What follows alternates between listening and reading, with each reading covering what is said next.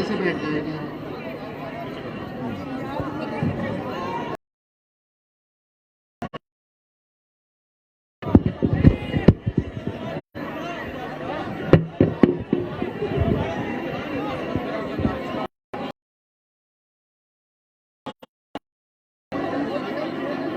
बिस्मिल्लाहिर्रहमानिर्रहीम।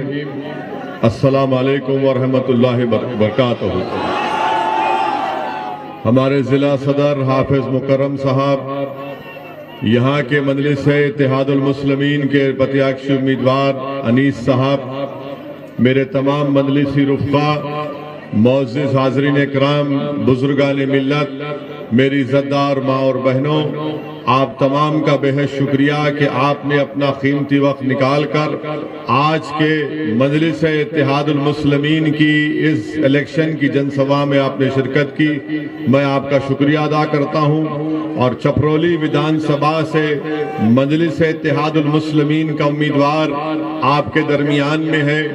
आप ये भी जानते हैं कि उत्तर प्रदेश के विधानसभा के चुनाव में मजलिस इत्तेहादुल मुस्लिमीन भागीदारी परिवर्तन मोर्चा का हिस्सा है और बाबू सिंह कुशवाहा की जन अधिकार पार्टी और दीगर अति पिछड़ा समाज की मुख्तलिफ सियासी पार्टियों ने मिलकर हमने इस परिवर्तन मोर्चा को बनाया है, जिसमें हमने ये तय किया है कि अगर उत्तर प्रदेश और छपरौली की जनता इस अलायंस को अपने आशीर्वाद, अपनी दुआओं और वोट से नवाजेगी तो इंशाअल्लाह ताला पहला मुख्यमंत्री उत्तर प्रदेश का बाबू सिंह कुशवाहा होंगे 2.5 साल के लिए। उसके बाद 2.5 साल के लिए दलित समाज से कोई उम्मीदवार होगा और 5 साल में एक डिप्टी चीफ मिनिस्टर अल्पसंख्यक समाज मुसलमान से होगा। 2 पिछड़ा समाज से बनाए जाएंगे। मजलिस की यही लड़ाई है कि अति पिछड़ा समाज हो या सामाजिक न्याय का मसला हो, मजलिस चाहती है कि इस पर तमाम कमजोर तबकात मिलकर, जिसमें अति पिछड़ा समाज हो, अल्पसंख्यक समाज के मुसलमान हो, दलित हो, तमाम कमजोर और दबाए हुए लोगों को मिलकर हमको इस जमहूरी तरीके से अपनी लड़ाई को लड़ना है और अपनी मंजिल मकसूद तक पहुंचना है। और इसके लिए बहुत जरूरी है कि आप लोग मुत्तहिदा तौर पर अपने वोट का आप जानते हैं कि छपरौली विधानसभा में पिछले साल जब कोविड की वेव चल रही थी तो किस तरीके से यहां पर जिम्मेदारों को तंग किया गया, उनको परेशान किया गया और उनको बदनाम करने की एक नापाक कोशिश, एक मंसूबा बनाया गया। उस वक्त अगर पूरे भारत में अगर कोई ये कह रहा था कि तबलीगी जमात कोविड के फैलने की जिम्मेदार नहीं है बल्कि उसको बदनाम करने की कोशिश की जा रही है, जो ऐसी तंजीम है जो इखलास की बुनियाद पर काम किया जाता है, तो किसी में हिम्मत नहीं थी, न समाजवादी पार्टी के नेता में हिम्मत थी, न आरएलडी न बसपा के नेताओं में हिम्मत थी कि ये इस ताल्लुक से कुछ कह सके। अगर पूरे मुल्क में कि पूरे उत्तर प्रदेश में अगर किसी ने आवाज उठाई तो उसका नाम असदुद्दीन ओवैसी था, जिसने तबलीगी जमात को बदनाम करने की साजिश की मजम्मत की।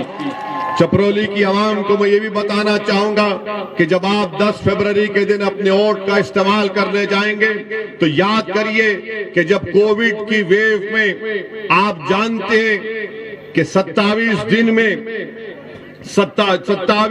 में करीब 30 से ज्यादा लोगों की मौतें हुई थी छपरौली विधानसभा में। कहां पे नजर आए मुख्यमंत्री की सरकार या मुख्यमंत्री नजर नहीं आए जब रोज कोई ना कोई छपरौली विधानसभा में एक शख्स मर रहा था कोविड से। उस वक्त सरकार नहीं थी, उस वक्त यहां पर बीजेपी के एडमिनिस्ट्रेशन से कोई नहीं था। आपको ये बात वोट डालने से पहले याद रखनी चाहिए। तीसरी बात जो मैं आपको याद दिलाना चाहता हूं कि छपरौली विधानसभा में 10वीं जमात के बाद यहां पर कोई तालीम का, कोई शिक्षा का इंतजाम नहीं है। बताइए कौन सा विकास का काम कौन सा काम बीजेपी की सरकार ने किया। चौथा, यहाँ पर गवर्नमेंट के कॉलेज की जरूरत है, उसका इनाकिस इंतजाम किया गया। यहाँ पर 13 लाख की आबादी में सिर्फ 24 पब्लिक हेल्थ सेंटर काम करते हैं। बताइए बीजेपी ने कौन सा विकास का काम किया। बीजेपी बड़े बड़े झूठे दावे करती है जो सच्चाई पर मुबन्नी नहीं है। दूसरी जानिब मेरी इज्जतदार माँ और बहनों, मेरे बुजुर्गों, मेरे गयूर नौजवान साथियों, मैं आपको बताना जरूरी समझता हूं कि जिन्होंने आपका वोट तो लिया, जिन्होंने सुरक्षा के नाम पर आपसे वोट लिया, जिन्होंने बीजेपी को हराने के नाम पर आपसे वोट लिया, जिन्होंने आपके बच्चों को सुरक्षा और उनकी शिक्षा के नाम पर वोट लिया, बताइए आज जब मसाइब और मुश्किलात के तूफान से हम गुजर रहे थे, ये कहां पर नजर आए।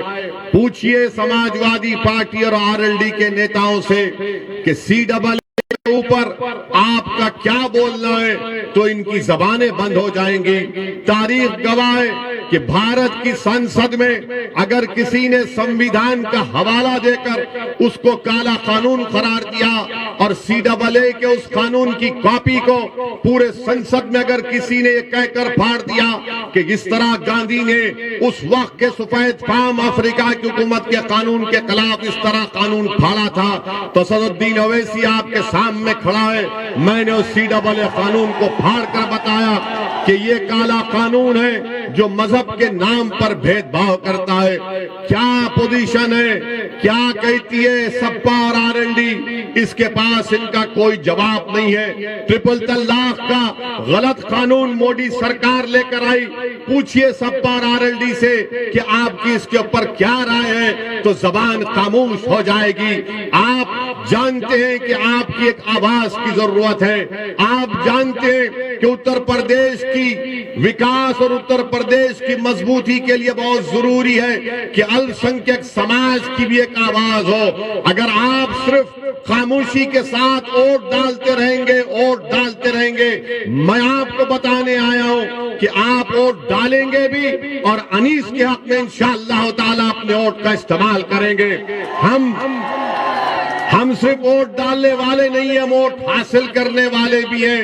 आज मैं उन समाजवादी पार्टी में जो बड़े बड़े नेता अपनी जिंदगी गुजार दिए, आज घर में बैठकर रो रहे हैं कि हमको टिकट नहीं दिया गया, हमसे धोखा किया गया, हमसे इंसाफ नहीं किया गया।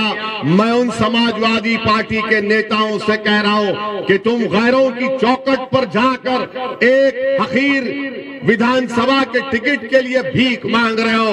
आओ मजलिस में हम टिकट बांटेंगे, तुमको भीख मांगने की जरूरत नहीं है।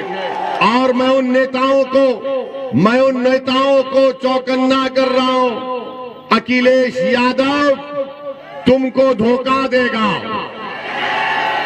अखिलेश यादव जिस किसी अल्पसंख्यक समाज के नेता को टिकट नहीं मिला, अखिलेश यादव उसको बुलाकर बोल रहे हैं ये लो लॉलीपॉप और मुंह में चूसते रहो। और लॉलीपॉप अखिलेश यादव क्या दे रहे, बोल रहे हैं कि सरकार आएगी तो तुमको MLC बनाएंगे, सरकार आएगी तो तुमको राज्यसभा भिजा देंगे। अरे राज्यसभा तो प्रोफेसर के मुकद्दर में जिंदगी भर के लिए लिखा है, MLC तुमको नहीं मिलेगा।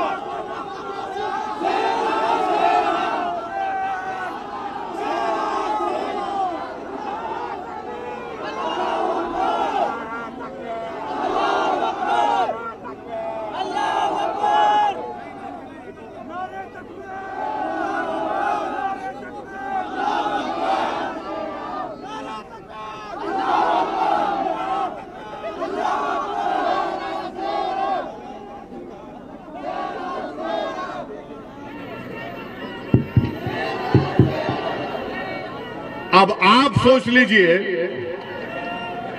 बाबा क्या कहते हैं, विकास किया।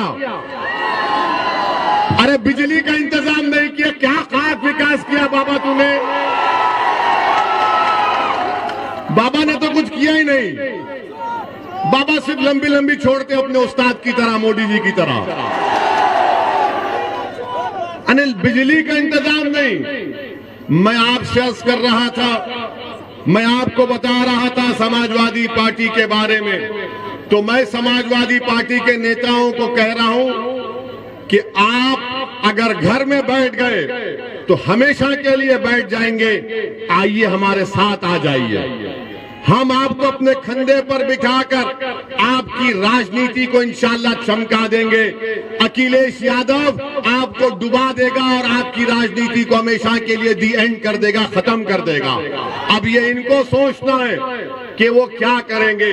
तीसरी बात, यहां पर पिछले बार विधानसभा के चुनाव से किसको जिताया था आपने? किसको जिताया था?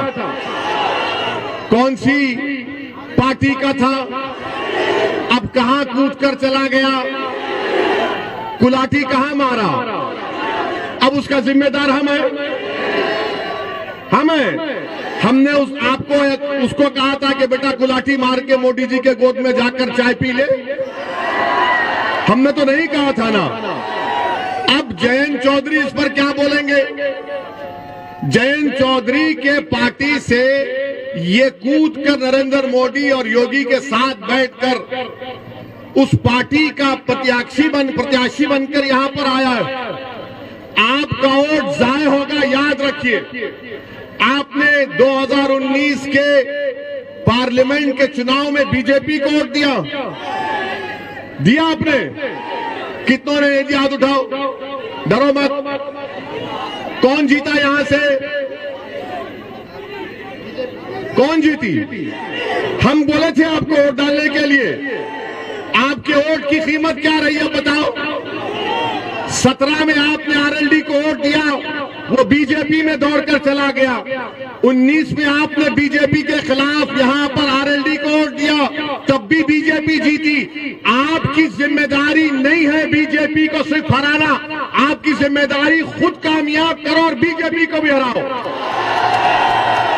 हमारे दिमागों में 50 साल से बात डाल दी गई, आप नहीं जीत सकते। मैं आपको मिसाल दे रहा हूं, हाथी होता है ना, तो बचपन से हाथी को एक मामूली सी जंजीर में बंद करके रख दिया जाता है, और जब वो हाथी बड़ा हो जाता है तो हाथी यही समझता कि जंजीर से जकड़ा हुआ हो। मैं आपसे कह रहा हूं, आप बहुत ताकतवर हैं। अल्लाह ने आपको बहुत ताकत दी है, इन जंजीरों को तोड़ो, एक ताकत बनो। आपके मुकद्दर के फैसले आप खुद कर सकते हैं, बशर्ते कि आप अपने फैसलों पर एतमाद करें, बशर्ते कि आप पूरे अल्लाह की जात पर भरोसा करके अनीस के हक में अपने वोट का इस्तेमाल करिए। मैं आपको ये भी बताना चाह रहा हूं कि अगर जिंदगी हमसे वफा नहीं करेगी, अगर कोई कामयाब हो जाता है हमको खत्म करने के लिए, तब भी मैं आपसे कह रहा हूं कि अपने आंख में आंसू मत लाइए। हां, हमारी गाड़ी पर हमला हुआ, 4 गोलियां उन 2 लोगों ने चलाई, मगर अल्लाह जिसको बचाना चाहता उसकी कोई जान नहीं ले सकता। और हमारा तो अटूट इस बात पर ईमान है कि जब तक कुदरत फैसला नहीं करेगी, किसी की इंसान की ना मौत आएगी, जब तक अल्लाह नहीं चाहेगा ना आपकी मौत आएगी, ना कोई आपका रिस्क छीन सकता है, ना कोई आपको बेइज्जत कर सकता है। तो ये तीनों चीजें हम लिखा कर लाते हैं। हमको ये सप्पा आरएलडी मोदी नहीं देते। हम दुनिया में जिंदा हैं तो अल्लाह के रहमो करम पर जिंदा थे, हैं और रहेंगे। गोलियां चलाने वाले वही लोग हैं जिन्होंने महात्मा गांधी को कत्ल किया था। ये 4 गोलियां चलाए हम पर, अल्लाह ने हमको बचाना था। मगर मैं उन लोगों को फिर से कह रहा हूं, मैं मौत से नहीं डरता हूं, इंशाअल्लाह ताला मैं नहीं डरता हूं। मुझे मालूम है कि इन तमाम जितने दुनिया में लोग आते हैं, अपनी माँ के पेट में पलकर जब दुनिया में आते तो अल्लाह एक वक्त मुकर्रर कर दिया हर एक का, और हम और आप जाएंगे इस दुनिया से। मगर याद रखो, मैं मौत से नहीं डरता, ना मैं कत्ल करने वालों से डरता हूं, ना तुम्हारी गोलियां मेरी आवाज को दबा सकेंगी, ना तुम्हारी ताकत मुझे तुम्हारे ताल्लुक से डर में खौफ पैदा कर सकेगी। मुझ पर गोलियां क्यों चलाई गई? क्योंकि मैं बीजेपी की आंख में आंख डालकर आप गरीब मजलूम अवाम के हक की बात करता हूं। मुझ पर गोलियां इसलिए चलाई गई, मुझ पर गोलियां इसलिए चलाई गई क्योंकि मैं गरीब आवाम के इंसाफ का मुतालबा करता हूं। मुझ पर गोलियां इसलिए भी चलाई जाएंगी क्योंकि मैं हिस्सेदारी की बात करता हूं। मैं संविधान के दायरे में रहकर जब ये बात करता हूं तो इन जालिमों को पसंद नहीं आता। ये नादान, ये बुज़दिल ये समझते हैं कि ओवैसी की जबान को खत्म कर दिया जाएगा गोलियों से। अरे तुम्हारे में दम है तो मारो गोली। मैं मगर अल्लाह ने फैसला किया कि तुम्हारी गोली से मेरी मौत होगी, तो मैं आपसे कह रहा हूं, आप अपने हर बेटे को, अपनी बेटी को मुझसे ज्यादा काबिल बनाना। अगर एक ओवैसी मरेगा तो तुमको मैं वसीयत करता हूं कि लाखों में तुमको मुझसे ज्यादा ओवैसियों को पैदा करना पड़ेगा। और याद रखो, हम दुनिया में आए तो जाएंगे, मगर अपने बेटों को, अपनी बेटियों को डॉक्टर बनाइए ताकि वो बीमारों का इलाज कर सके।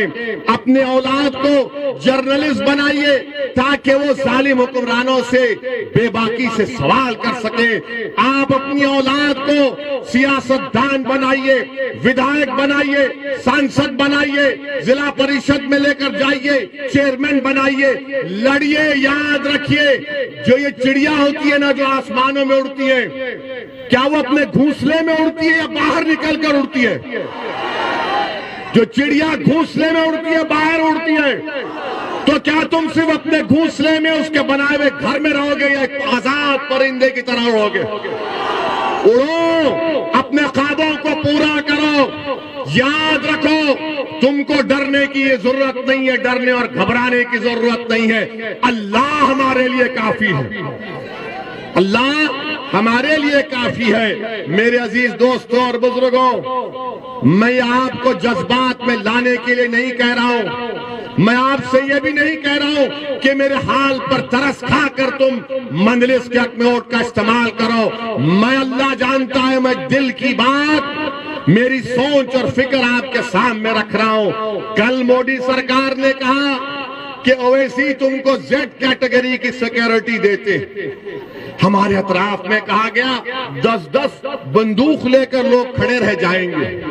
हमने कहा, हम जब से राजनीति में आए हमने कभी सिक्योरिटी नहीं ली और ना कभी लेंगे, इंशाअल्लाह ताला नहीं लेंगे, क्योंकि मेरा मानना यह है कि छपरौली की विधानसभा के लोगों को अगर उनकी जान का तहफ्फुज़ होगा, आपको सुरक्षा मिलेगी तो मुझे भी सुरक्षा मिलेगी। अगर उत्तर प्रदेश के गरीब को, दलित को, अति पिछड़ा समाज को, उसकी जिंदगी को हिफाजत मिलेगी तो हमको मिलेगी। मोदी जी, योगी जी, याद रखिए, ओवैसी को सुरक्षा देकर आप अगर पीलू खान को, जुनैद को, इखलाक को, रकबर को अगर सुरक्षा नहीं देंगे तो क्या फायदा मेरी सुरक्षा का? क्या फायदा मेरी सुरक्षा का? इस देश में, इस प्रदेश में गरीबों को सुरक्षा की जरूरत है। और योगी आदित्यनाथ का बड़ा बुलंद बांग दावा कि हमने क्राइम को खत्म कर दिया। तुमने कौन सा क्राइम खत्म किया, हमको तो नजर नहीं आता। हमने कल पार्लियामेंट में खड़े होकर कह दिया कि हमको जेड कैटेगरी की सिक्योरिटी की जरूरत नहीं है। आप अल्पसंख्यक समाज के, भारत के गरीबों को, मुसलमानों को, दलितों को, जितने गरीब, कमजोर, पिछड़े, दबाए हुए, उनको एक कैटेगरी का शहरी बनाइए। आज ये तमाम समाज नीचे तक आ चुका है, जेड कैटेगरी में आ गया है। मुझे सिक्योरिटी की जरूरत नहीं है, मुझे हिस्सा चाहिए, मेरी लड़ाई हिस्सेदारी की है। मेरी लड़ाई हिस्सेदारी की है। चपरौली में स्कूल होना चाहिए, चपरौली में अस्पताल होना चाहिए, ये हमारी लड़ाई है। मेरी आपसे अपील है कि आप इस लड़ाई में, हिस्सेदारी की लड़ाई में हमारा साथ दीजिए और 10 तारीख के दिन पतंग के निशान पर आप पूरे एतमाद के साथ यहां पर मजलिस को कामयाब करिए। सलाम अलैकुम, खुदा।